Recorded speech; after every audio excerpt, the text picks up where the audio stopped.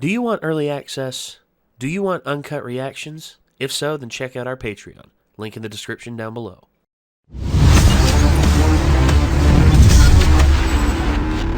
Mob Psycho 100, Episode 9, Mob 1, Moving? Interesting. So, Mob Psycho is in a bit of a spot right now because, you know, it seems as though we're wrapping up certain storylines because, you know, the whole thing with Dimple finally accepting the fact that he doesn't have to be a god to the people or anything like that. And then there was the Telepathy Club finally having an interaction with aliens and all that, albeit the one had a little bit more of a in-depth relationship with the aliens than the others did. And then, of course, there's other stuff that needs to be resolved because, you know, Mob and Reagan, also I would say also the Claw, because, you know, if Claw is still a thing, then I think they're definitely going to reveal their heads again and just be like, yeah, we're not done. We're still set on world domination. Even though you beat our boss, we have all these other sects of Claw that are ready to go. And yeah, that's what I think anyway. But we have the episode queued up here. This is episode 9 of season 3. We're going to hop into it and we're going to see what exactly is happening. So, let's go.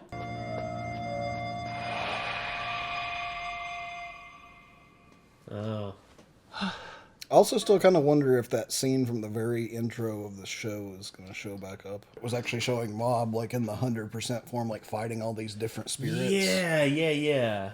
I don't know if that was just, like, a stylized thing just to, like, kind of hype up the rest of the show when it's not actually a thing that's going to happen, or if that was actually something that's going to go down towards the end. Tsubome Takane from Class 3 will be moving away next month.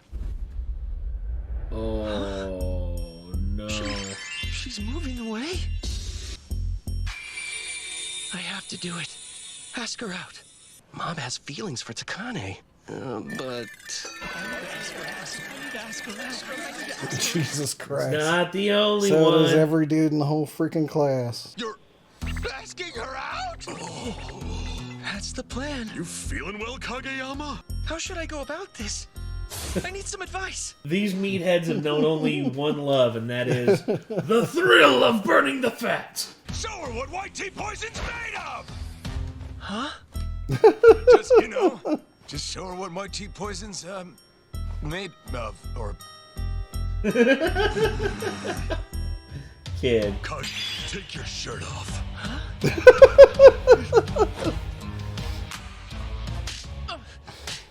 Ow! Your hard work's paying off. I'm sure she'll accept your feelings and reply sweetly, nice muscles you got there. I don't think so, bro. That's... Oh, muscle heads, I swear, dude. Even if Mob looked like you, I don't think that would work out that way. I don't... Yeah. Only through training will we be able to reach ever greater heights. Let's go! Fight on! Fight on! Fight on! Fight on! Now if he takes his shirt off, he's just gonna have a weird bunch of handprints all over him. You really think anybody here is in a position to give you advice like that? Good point. Sure is a bummer that Takane's moving away, though. Maybe I'll ask her out, too. Huh? Careful. Takanaka, are you planning on reading Tsubomi's mind? Nah, I won't be taking my earplugs out. Reading girls' thoughts could make you super popular. At least that's what Tomei says. How would President Kurata know anything about a girl's feelings? Okay, that's quite enough out of both of you. Really took my stunned silence fucking as an excuse opportunity me. to run your... I'm gonna give you the advice you need to hear right now. You should do something about that hair of yours. There's more, but I think I'd better leave it at that. Sometimes girls will give you brutally honest advice. I love you! I love you, Tsubomi! Please go out with me! Sorry, no. 0 out of 10 attempt. Yes. Never again. Ever lead with the ILU. I love you. Because you do not, and you are going to creep them out. And if you don't creep them out and they tell you the same thing, you just got yourself in a relationship with a stalker. Like, that is not going to go well. No. I have no interest in you. Hey, got it, thank you! Bye. Jesus fucking Christ.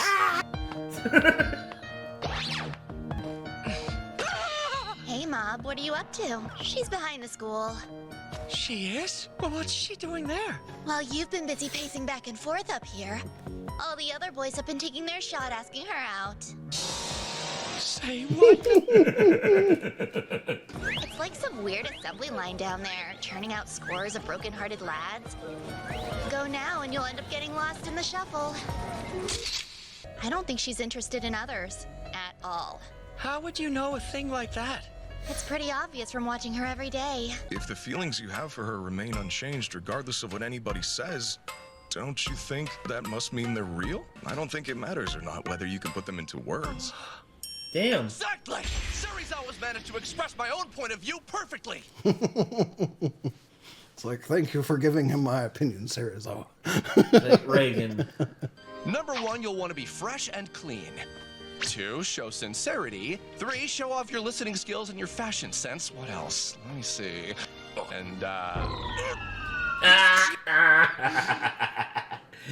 You cheater. I'm sure the last thing Tsubomi wants is to hear someone else's words coming out of your mouth. Just speak from your heart and ask the girl out. Yeah, if it were me in his shoes, I'm sure I'd probably try to pull a fast one somehow. I mean, if any girl saw me for who I really am, I'd be rejected straight off the bat. I have no doubt.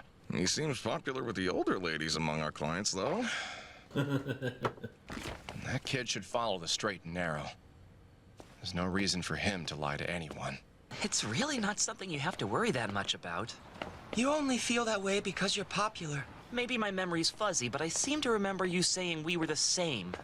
Come on, relax those shoulders. Put a smile on your face. Have you given any thought to picking her up a little something? It hadn't even occurred to me. I'll even choose the perfect outfit for you. Oh, I can't afford to spend any money on new clothes right now. You also Thanks, can't though. afford to let him pick your clothes ever again. This is Shigeo, ma'am. It's been a while. May I speak with Tsubomi? Oh, yes. Good evening, Tsubomi. Sorry to take you by surprise. Your house phone's the only number I have for you. So, I heard something. Can I ask, are you moving away? There's something I'd really like to talk to you about. I'd rather tell you in person. I was wondering if you might have any time after school tomorrow? What do you think about meeting up at the park? That's right, the one where we always used to play. Huh? How am I acting weird? My voice? No way. Keeps getting higher and higher the longer he stays on the phone. It's not like... Must be your imagination. Yeah. Uh-huh. Yeah, okay. Sounds good. You made plans with her? Hey, good for you! And not behind the school either. You picked out a spot that means something to the two of you. Didn't know you had it in you. Does this work? Yes. I guess 1,000 yen doesn't go very far. Yes, it was. Shigeo Kageyama. Holy crap! Oh. Hey, it's you. How about we make a little trade? Huh? Are you sure? Wow. Damn. That's a pretty damn good bouquet.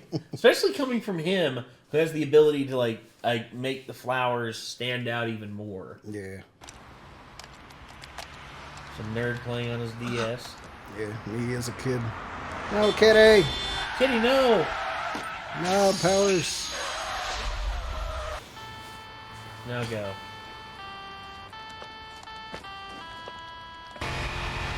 Oh, You no. gotta save the kid, too. He's not paying attention.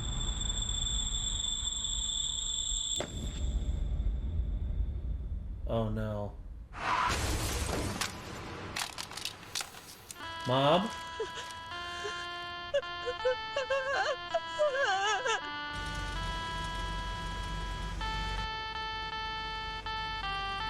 Oh, shit. No, Mob! Oh, no. No, you fucking no!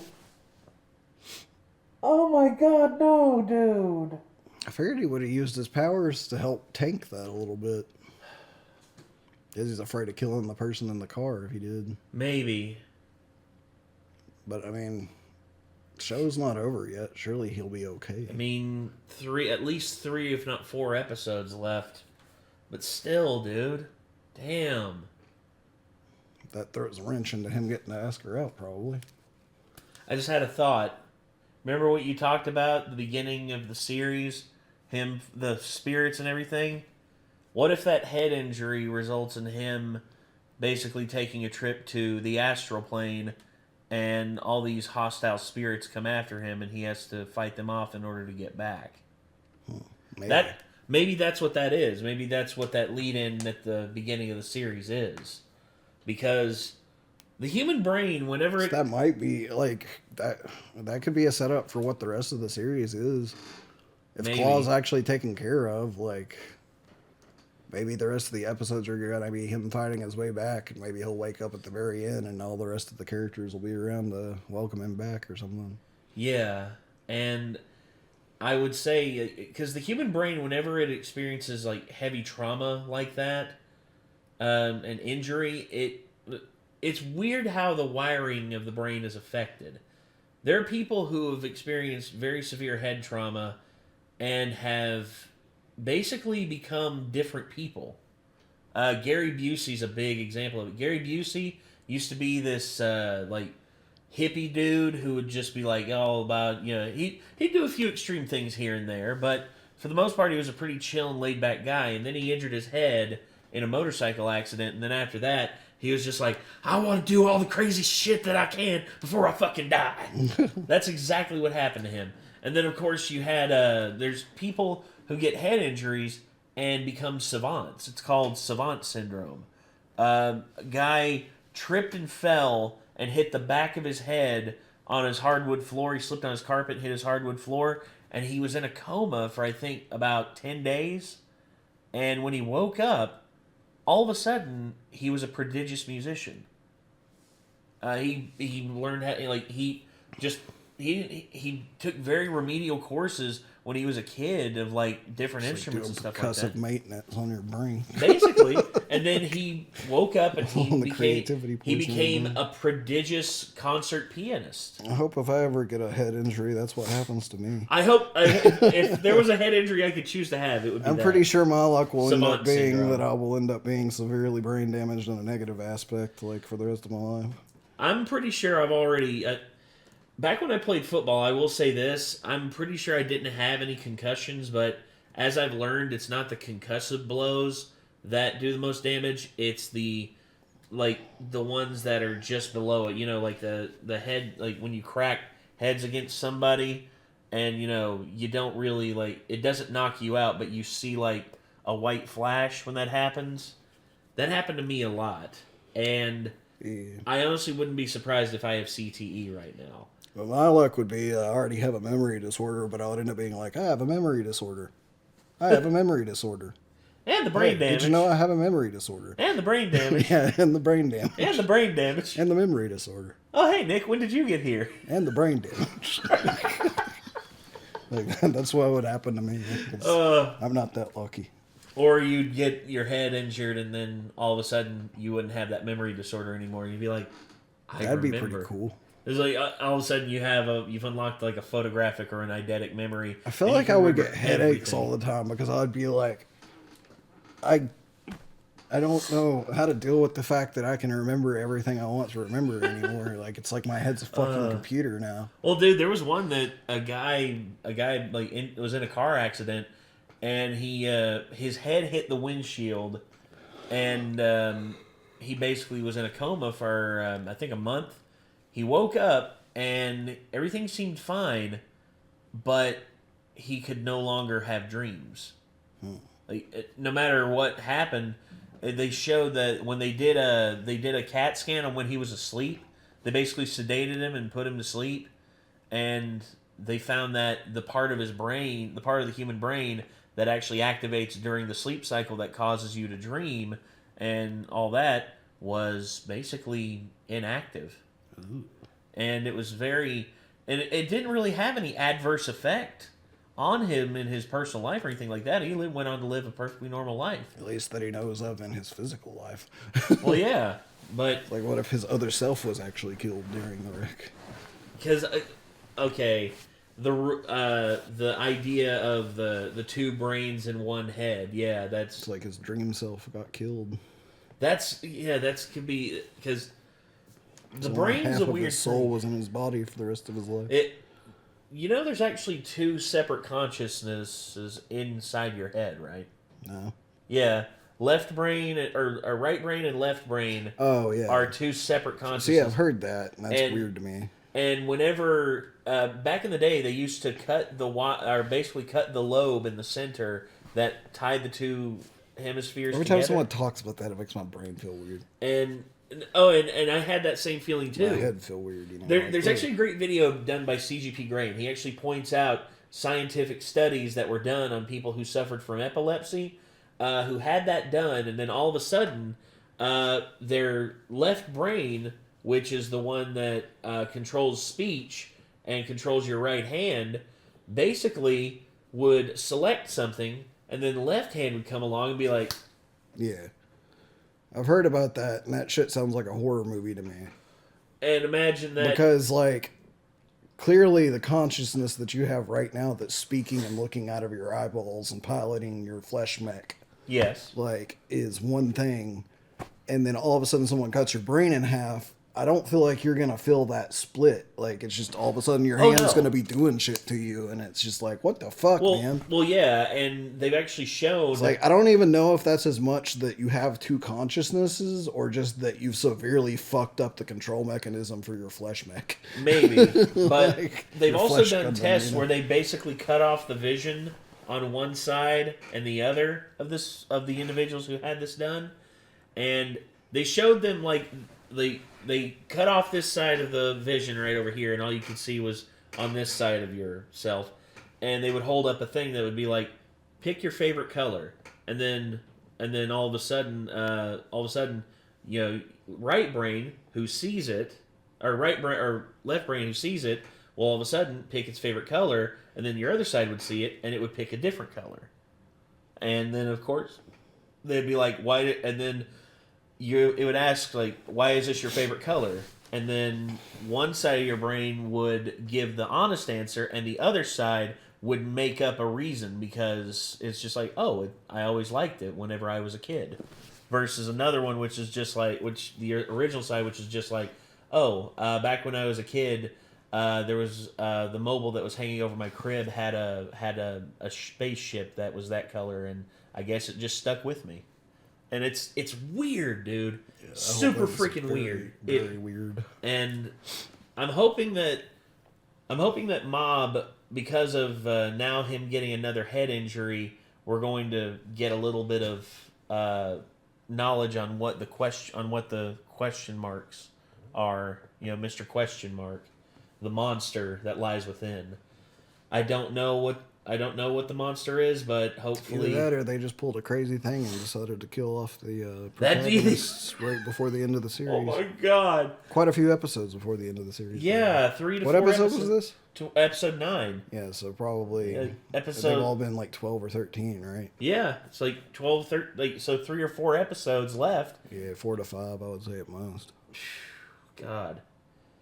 But anyway, yeah, this episode... Holy crap, that ending completely caught me off guard. So anyway, I guess that's going to do it. Until next time, everybody, signing off, I'm Nate. I am Nick. And we will see you in the next one. Peace.